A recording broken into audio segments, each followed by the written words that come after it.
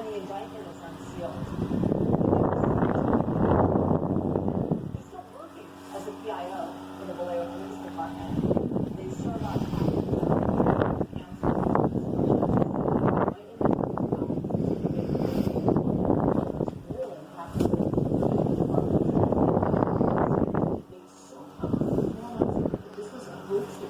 valuable city resources. Yes, but we're also continuing to investigate it. Does the Vallejo Police Department oppose this government apology? We're going to evaluate that when the investigation is complete. There are so many questions for the Vallejo Police Department. If they had been investigating what Aaron's phone, if they had Aaron's phone and made sure that it wasn't on airplane mode, maybe they could have gotten to Denise sooner. Did call Aaron's phone 3 times around 8:30 that Monday night, right before Mustard was going to interrogate Aaron. He always gave his phone. And he put it in airplane mode, even though he told him the kidnapper's going to call me on this phone. You never cut off lines of communication to a perpetrator, ever. Every communication that came in and out of that phone should have been tracked. We actually did have the evidence that could have led them, if not to rescue to go. The city attorney wrote a letter of apology that the chief of police signed. The letter in part says, through 2015, that it was not a hoax or orchestrated event. It also admits that the words that Lieutenant Kenny Park spoke during that press conference were harsh and offensive. A private apology, though, not a public. Yes. I read the order of the car, right? And, I send a new pair of shoes. It just doesn't work. It's totally extreme. So I was happy when they sued the city. Aaron was filed a civil rights lawsuit. Again, the number of claims, including defamation, there's no part falsely accused Aaron of faking kidnapping. The police department did not have the information. You have a theory, but your theory should not survive contact with the first contrary facts. You have to reject them.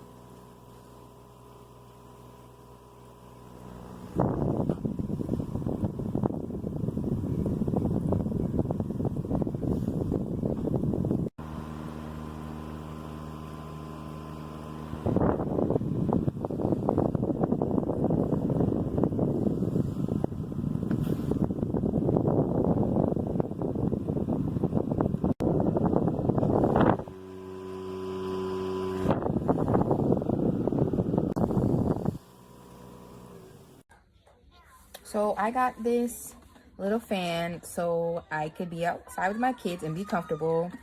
It's literally this small. but big and mighty at the same time.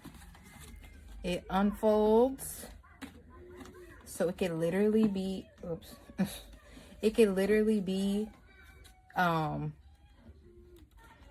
desktop fan, or it can go as far, I want to say this is like maybe 30 something inches. I'm not sure of the way. This is my doorknob here, and this is how tall the fan is. So I think that's pretty cool. And it comes with a little remote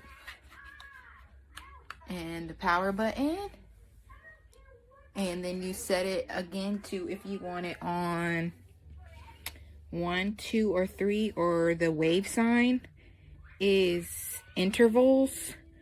So you hit the little wave sign for it to go to 1, which is about that speed. Click it again, that's 2. And then that's 3. And then it has, I ran into this issue because I was wondering, like, would it tip over or not from being top heavy? So I believe there was something here that, oh yeah. This lock right here at the bottom, make sure that this hole here stays in place. But just for demonstration purposes, I'm not gonna turn it on. But yeah, so that's it. That's on 3. And when I'm outside with my kids and I just sit this by me, I get all the airflow I need, and it's portable. You can take it to the beach, park, wherever, and you will stay cool. So I definitely recommend it. Basically, do unlock on both of these, and then turn up this,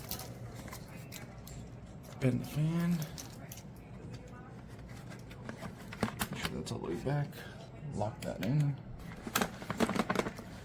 Comes with your mobile remote here with battery, and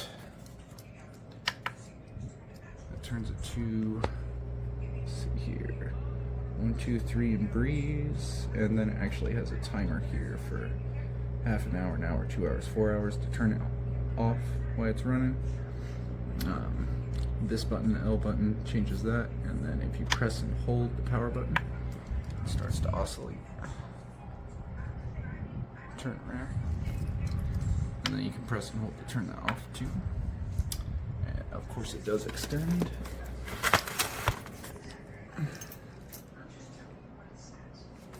And the remote does pretty much the same thing here. You can change if it oscillates or not.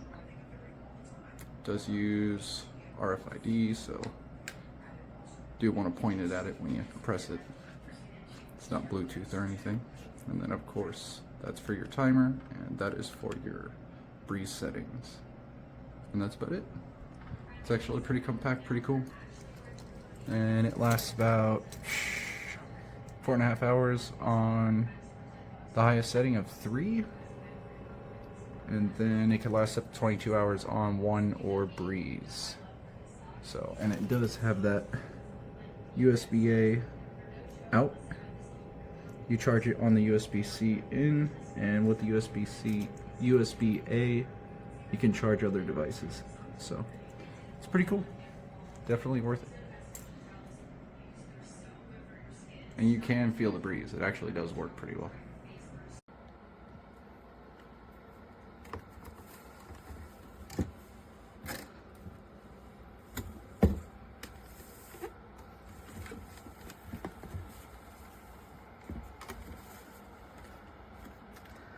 This also goes up really quite tall here.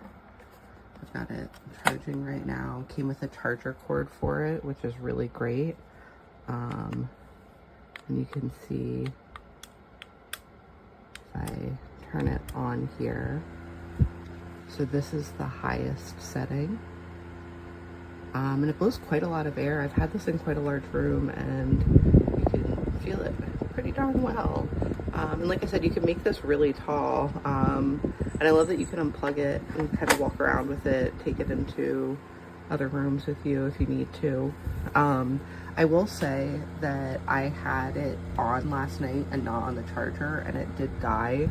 So the charge lasts for several hours, but not overnight necessarily. So just kind of keep that in mind. But that's not really a problem for me. Most places I'm using it, I can plug it in. So, you have the little panel with it telling you. So I have it on high right now. You can see that you also have options to set it for different timers, which is great. And then there's kind of like a eco mode as well. I love it. Blows good air, but the battery life on it is a little touchy. If you put it on high speed, it only lasts about an hour. If you put it on low speed, it lasts maybe 8 hours, something like that. Maybe a little bit less. Put it this way, the time that I use it, the battery really hasn't died on me. I guess that's about it. Other than that, I love the product. It does the job as long as I keep it on low and I put it right up against me. Maybe at least 4 or 5 feet away. It works great. That should do it. Thank you.